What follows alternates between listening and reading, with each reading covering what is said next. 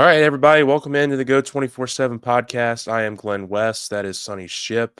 We are recording here just a couple days out from LSU's home opener here against Louisiana Tech. But before we get into that game and before we kind of dive into some of what we want to see from the Tigers, just make sure you guys are hitting that subscribe button on YouTube, following along on your podcast forums. Everything helps us out as we try to grow this thing and get it out to as many LSU fans as possible. So, with that in mind, Sonny, 1-0, man. LSU's 1-0 for the first time in 6 years. We haven't had your instant reactions yet to this, but just how impressive was that win? I guess in hindsight, we can start with that. It just going on the road to Clemson, the defense performing the way that it did. Just a couple of your thoughts maybe on how impressive that was and what this now means for LSU going forward.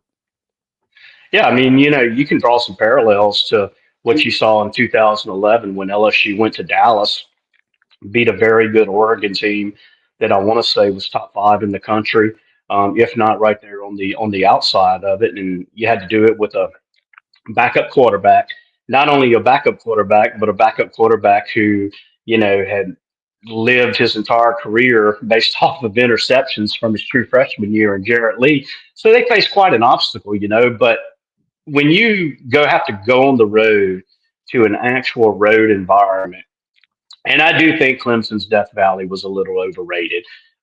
Once I saw that they had to get in the bus and make the trip around the stadium, and then the little bitty cannon that came out with them, I said, okay, I think I gave this pregame tradition a little too much credit than it deserved. But to deal with that crowd, to deal with everything surrounding that game, and to look like a team in midseason form, especially that defense. You look at that defense looked like it was on week 6 or week 7, Yeah. not week 1. So huge win, huge win. You can't overstate that. And now you just have to just keep it going. Like Brian Kelly said, the task this week is keep the guys focused, get the energy where it's not gonna you're not gonna match the energy that you had at Clemson. The opponent just doesn't bring that out. But you've got to come out there and you've got to still play a relatively clean game. You've got guys you've got double digit, probably 20, 25 guys who are going to play their first game in Tiger Stadium on Saturday.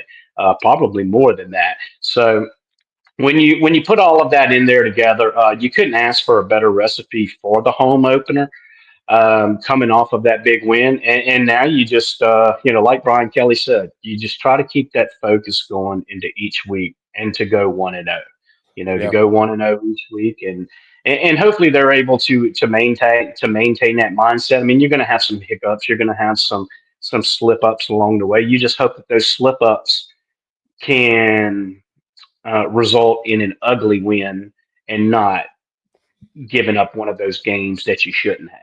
Yeah, no, I absolutely agree. I think just in talking with the players too, we got player interviews a little bit later this week on Wednesday, just because of the holiday, they pushed it back an extra day. But yeah, I get the same feel. Like we talked to West Weeks yesterday, and he kind of talked about just keeping the main goal just Louisiana Tech and having the 24 hours to celebrate that Clemson win, and then it was on to the next one kind of thing. And I think that mentality is really, it's worked in the past. I said this in our post game comments a few days ago, but like I'm not comparing this team to 2019 in terms of talent or in terms of accomplishments, but when you just look at the things that the 2019 team said and what those guys were so central focused on, the guys, the team directly in front of them, and the short-term goals of beating the group right in front of them and what that would mean for their long-term success. You're hearing a lot of the same kind of things from this group and from these coaches. And I think it's a really smart way to go about doing things. I think they understand that they have a very good team, a very talented team that's experienced. And yeah, I'm going to be very curious to see what this team looks like on Saturday against Louisiana Tech, because I do think that this is going to be an opportunity to unleash the offense even further. I think it's going to be an opportunity for the defense to show that last week was the new norm, right? And not just a fluke performance against Clemson, but I think that they're really going to come out and put the hammer down here in front of the home crowd. They're going to have a ton of support behind them. Obviously, this is going to be a huge next couple of weeks really in Baton Rouge to have a lot of these guys and to welcome Florida next week. And so I think that LSU's in a really good spot here as we enter this Louisiana Tech game. And honestly, like when looking at this Louisiana Tech team, and we'll talk about it just a little bit here because I do think this is more about LSU than it is about Louisiana Tech. But there are a few things that kind of pop to mind, especially offensively. They really play through their quarterback. I mean, their quarterback had 16 carries last week, threw the ball 19 times. They only had, I believe, 55, 60 plays. So he was, very much involved in that entire orchestration here of their offense and did a really nice job of what they were trying to do and accomplish against Southeastern last week. So I think that this is a game plan here when you look at it from a defensive perspective of just focusing and centralizing the focus on the quarterback, right? And that was something they did last week with Klubnik. That's something they'll have to do next week against DJ Lagway.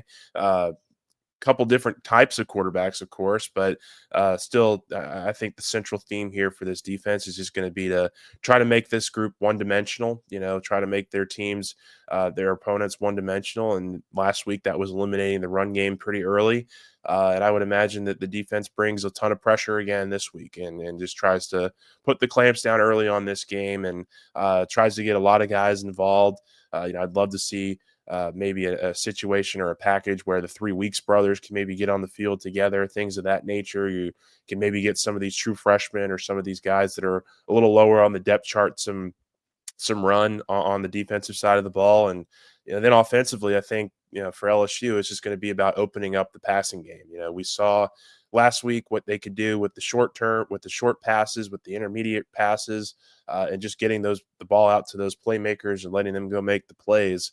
I would love to see LSU get a little bit more vertical in this game. I'd love for them to hit Chris Hilton or Barryon Brown or Nick Anderson on some big 35, 40-yard passes, things of that nature, and really kind of leave that performance knowing that they have everything in their tool bag here going into Florida week. So those are just a couple of my overbearing, overglaring thoughts on this game. Is there anything that's really sticking out to you when watching this Louisiana Tech team, or just looking at this matchup and how LSU will have success this weekend?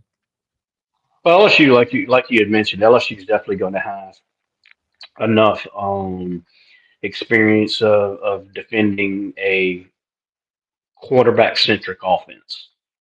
You know, I think you look at Clemson. Yeah, Clemson's got wideouts. They've got some playmakers and stuff. But Cade Klubnik is going to be what makes that engine go.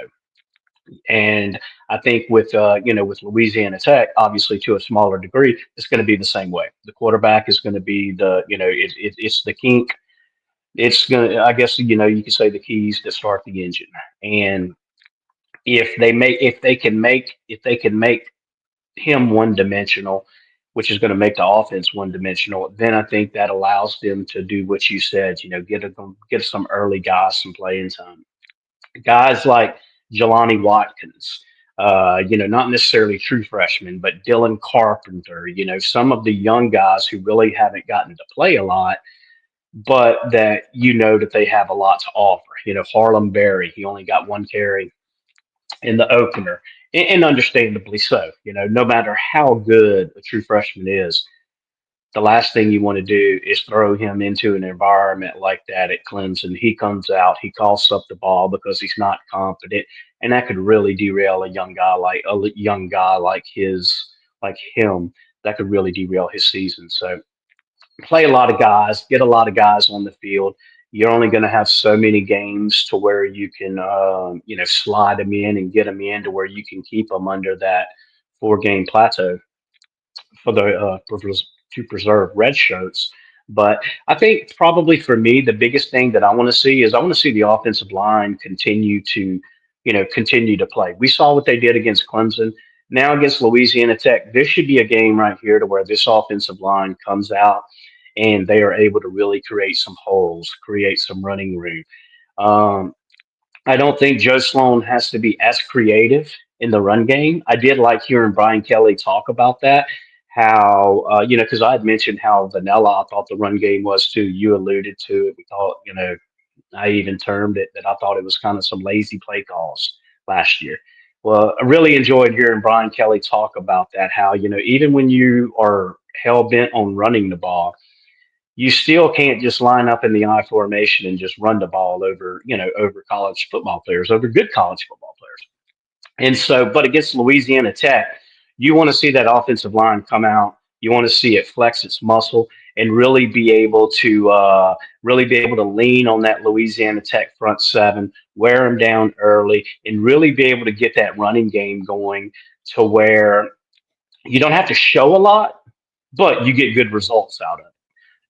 You're Sure. still getting some good efficiency out of it. And so that's what I want to see, and then you look at the offensive line is going to play a big part in that. Carius Kern, we didn't see him in the opener after he was making such a push with Weston Davis, you know, at right tackle. DJ Chester, what's DJ Chester's role going to be? I sure hope we aren't asking that kid to get out there and play left tackle too many times, much less against a front like Clemson. Yeah. That was kind of baffling, but so you want to see them establish some depth along that offensive line because it's a long season. We're one week in, and fortunately, the injury bug and the injuries are very minimal when you look at it from an LSU perspective, and you want to keep it that way. But it's not going to stay that way all season, Yeah. and so. I think this is a good game to where you could really get some other offensive linemen in there and maybe start to build a little cohesion with that second team unit. Sure. Yeah, absolutely. No, that was going to be kind of where I took this too from a injury perspective. Like you just want to get out of this game healthy, right? And just be as full strength as possible going into what I believe is going to be one of your toughest games on the SEC schedule, which is Florida at home next week. So you're not going to have Destin Hill in this game. Brian Kelly said earlier this week that he suffered a broken hand, has already had surgery. They're optimistic that this is not going to be a long-term thing for Destin and that he'll be back maybe as early as next week against Florida. I don't know how that's possible with a broken hand for a receiver, but they think that they can get him ready and have some opportunities maybe where they can work him in to this offense. But look, if there was one position where LSU could maybe afford to lose a player, it would be wide receiver just because of how deep they are at that position. But yeah, you really just want more than anything, I think, for LSU to play a clean game. To keep up that same intensity that they had against Clemson, that same effort, that same focus against Louisiana Tech, and just get out of there healthy, right? And just be consistent with their game plan and with their performance and execution. And I think you're going to like the end result. I think they're going to score a bunch of points. I think they're going to get Louisiana Tech off the field and really kind of set themselves up here for what's going to be a great Saturday night in Death Valley on September 13th against Florida. So I think that from a game perspective, there's really not much to dive into. I think just in terms of what Louisiana Tech can do, it's just going to be more about what LSU is able to do in this game and the mindset that they have coming in. And just listening to Kelly and these players talk this week, I don't think we fans should have much worry about that. I think they're going to be very prepared. Wes Weeks was talking about yesterday how the Nichols game was one that was a sour spot for this team last year. Nichols was technically still in that game early in the third quarter. They routed off a big 60 plus Was it yard like run. 17-7 at the half or something, or 13? Yeah, it Like was it was, very close. And it then was a very yeah, close game. yeah, and then Nichols starts off the second half with a big, like 65-yard touchdown run or something with missed tackles and just poor run fits and things of that nature. And I think that stuck with the LSU defense, and they're certainly going to use that game last year as what not to do in this game against Louisiana Tech. So, yeah, look, I don't know that we can dive too much more into this from a game perspective. I do just kind of want to get kind of our thoughts and our I got a predictions. question for you before we move on to that, though. Yeah, go for it. So we saw who didn't. We saw who played against Clemson. We saw who didn't play against Clemson. Give me three guys that didn't play against Clemson or that played very sparingly that you are looking forward to seeing on Saturday. Yeah, sure. I guess well the big one here is Ashton Stamps, right? He didn't see one single snap at cornerback, and judging by what Brian Kelly said in the Tuesday press conference, they like that rotation of Mansur Delane, PJ Woodland, and DJ Pickett. Like they think those three are kind of their guys right now, especially in big games. And but I think a game like this is going to be an opportunity for a guy like Ashton Stamps to go out there and play a clean game, prove that he can be a rotational piece on this in this defensive backfield, and really kind of take off and maybe be a good complementary piece for what they got going on at cornerback. Like I think that's one guy that really sticks out to me. Another guy, he played about 24, 25 snaps, but didn't have a catch, didn't, really receive much of a target either. Was Nick Anderson, the Oklahoma transfer. I think he's somebody that you'd love to get involved in the game plan a little bit here, get his, comfortability in this offense up and in a game like situation and see what he can do. I think this is a huge playmaker for LSU long term. And, I wouldn't say surprising because he's been dealing with this injury for most of the offseason and just trying to get himself back healthy and feeling like himself, like his old self. But I do think that he's going to have some opportunities to make some plays in this game, and hopefully that they Nussmeier's looking his way, and we'll get him the ball. And the one thing that I will say, like I mentioned this in our piece, and I mentioned this in I think a little bit earlier here in the pod, but I'd love the chance to see the Weeks brothers out on the field together, like playing in the second half or late in the first half together with the game's already in control. Having Zach Weeks out there with Whit and West, I think that'd be a really cool moment for that family, and certainly for LSU, which has been the last 3 years. The Weeks brothers have been a central piece to what they've done at linebacker, particularly Witt, and now we're seeing this year with West, and maybe the future is with Zach as one of the linebackers. So you're talking about potentially 5, 6, 7 years of Weeks brothers manning the middle of the LSU defense, and so getting them out together, I think, would be a really fun, kind of cool, interesting experience. But what about you? Is there anybody that I didn't mention that you feel like could get some more opportunity? I mean, Harlan Berry was a guy that you talked about a little bit earlier. Maybe Caleb Jackson. Is there anybody like that? No, man, I tell you what, for me, the thing that I want to see is I thought I thought that if I look back at the Clemson game and if I said, okay, one person who didn't live up to my height, to the height that I had, I guess, and to what I was expecting, was Tamarcus Cooley. I thought Cooley had several busts against Clemson. Thought he had a little bit of a rough outing. On the flip side, I thought Jordan Gilbert really played well, filling in for AJ Halsey. So I'm anxious to see if Cooley turns things around at safety, or if Jordan Gilbert is able to play his way back into more playing time on that end. Because if you go back and if you look at it, when Gilbert was in the game, I thought he was more explosive. Thought he was quicker. Thought he was faster, more instinctual than we saw last year. He really seemed like he had a good feel for what they were doing. And obviously with Cooley, it was his first game. They play different safety positions, but at some point, you got to have both safeties kind of working together. You got to have both safeties clicking on the same page. Otherwise, you're going to have some of those busts. So I really want to see if Marcus Cooley, if it was a little case of first game jitters, what the deal was, because I think LSU has too many people at safety. You're talking to Sean Spears, you're talking to Toviano, you're talking, I mean, man, Joel Rogers. There's just a bunch of guys back there, and if Cooley has another, if Cooley has more outings to where he looks a little bit unsure of himself, to where, and keeping in perspective that he's still a relatively young player. Yeah, Came in from NC State as a sophomore, but really want to see him make that kind of leap and make that kind of impact that we saw from some of the other newcomers. yeah, You go back, you look at Halsey, you look at Mansour Delane, Bernard Good, and you look at kind of like the impact that they had. And so it makes you see how that safety position works out to where they're able to get, to where they figure out what their best combination is for their best two on the field.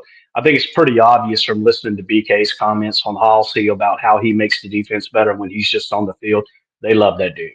Yeah. They love that dude. He hadn't been here a long time, and he looks like a linebacker back there playing safety, but he doesn't move like a linebacker, and so He hits that's what I hard want to see too. because I think that's what I think the biggest key for this defense is, and obviously they've got to keep growing, they've got to keep gelling, they've got to keep playing the way that they played in week one and stuff.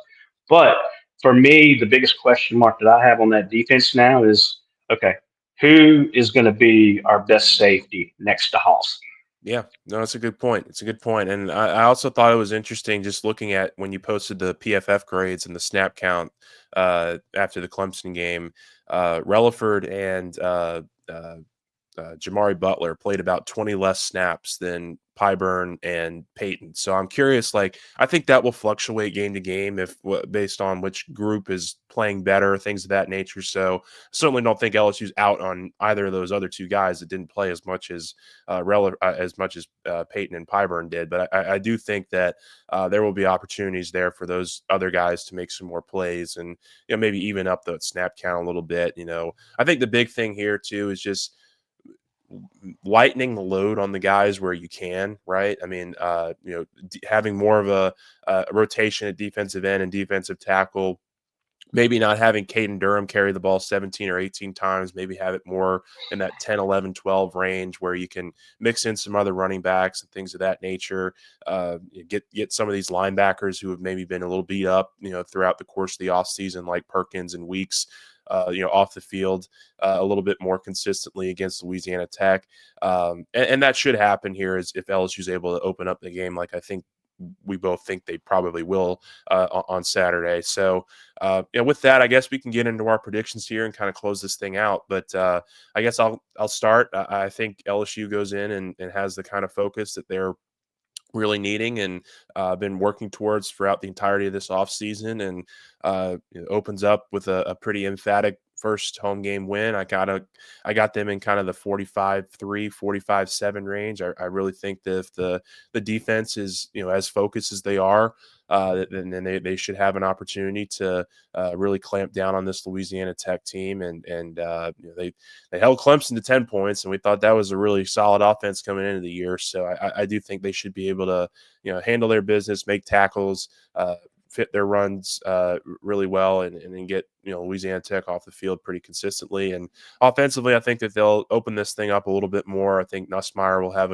a big game, throw for 3 or 4 touchdowns.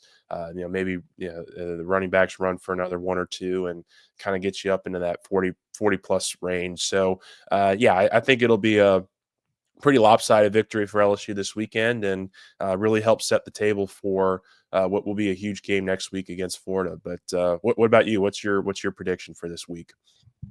Well, you stiffed me last week. I saved you a seat and everything to get on the bus, but you didn't want to do it. Didn't At do least it. this week we riding together, man. We riding There you go. together, huh? There you Yep. go. Oh, 52-13. Okay. All right. 52-13 is what I'm going with. I think the defense, I think it's just inevitable that, you're gonna have, you there's no way to match that emotion and intensity Sure. before the game. Even with it being the home opener, I think Tech's gonna. I think Tech will score and maybe get a couple of field goals out of it, But I think LSU just. I think they come out. I think they move the ball at will. I think they get the job done on defense too, and it's really just a sound victory, setting up what when you go back and if you look at the top 25 rankings this week, Florida's actually the highest ranked opponent Yeah. left on the schedule, which is Yeah. kind of surprising. Kind of surprising at this point. Of course, we didn't expect Alabama to get rolled by Florida State like they did, No. but even with that said, though, uh, that next week is going to be fun. That's going to be That's gonna fun. be so That's much going to fun. be the type of Saturday night setting that that we kind of had going into the Alabama game last year before the game actually started and before Yeah. the rain picked up and everything, Yeah. but you just had all of that excitement. You just had The it Ole was Miss a game fever too. pitch. The Ole Miss. You go to walk-ons on Wednesday, on campus, and you can just feel the electricity in the air already, and Yeah. so I think that's what it's going to be like for next week, and I'll even venture to say that I think this is probably going to be, this might end up being the best home game of the Yeah. year right here. I When do. you package everything up into it. Yeah, I had Florida as the 3rd toughest game on LSU's schedule, and I think it's just because I think Lagway is that talented. I think they're gonna be that good next week when they come to Yeah. town, and, certainly that'll be a big weekend for recruiting and for getting guys on campus, and not only this, 2026 class, guys who are committed, guys who are uncommitted, but also in 2027 and 2028, you're gonna start that process of getting players in for games and things of that nature, so, it'll be exciting times, and we'll have it all covered here at Go 24/7. We hope you guys are staying tuned with us and on the message boards. Come hang out with us. And with that, he's Sonny Ship. I'm Glenn West, and we'll see you next time on the Go 24/7 podcast.